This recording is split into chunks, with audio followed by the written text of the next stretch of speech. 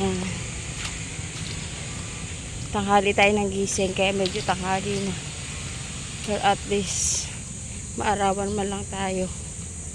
Ay, si bro bro. Ah, laki ng katawan ng asawa ko.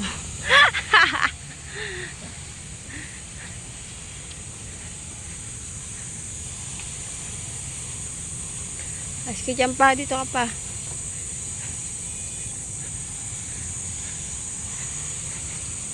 Pag Sabado at Linggo, mga holidays, weekends, marami po tao dito. Ngayon, pagka ordinary days, weekdays, wala masyado.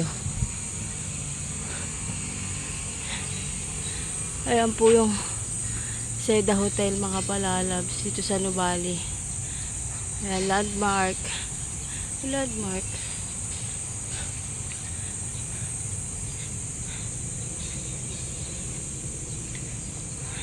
Ito kami laging nagja-jogging, nagmo-morning walk kasi medyo malapit lang to sa lugar namin. Tsaka syempre ang ganda talaga ng view dito. Nakaka-relax. Ayan, tumakbo na si bro bro.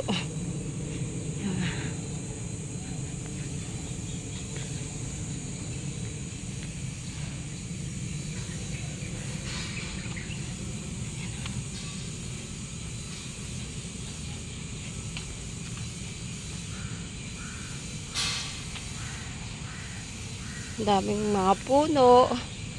Pwede kayo dito mag-jogging, walking, at saka biking. Pwede rin kayo mag-picnic. Ayan, so dahil maulan siguro din nalilinis.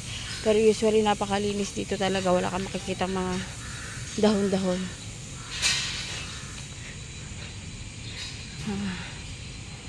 Morning tambayan.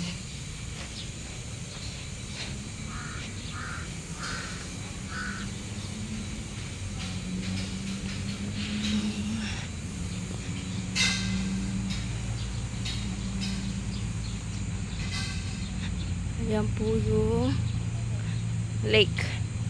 Nuvali Lake. Marami pong tilapia dyan. Ayan. Medyo madamo ngayon, ano.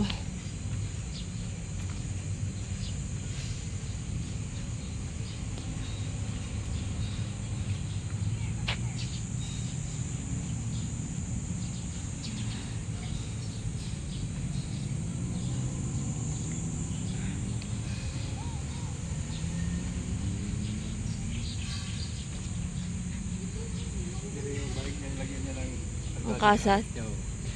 Oh, may hawakan pa oh. Oo.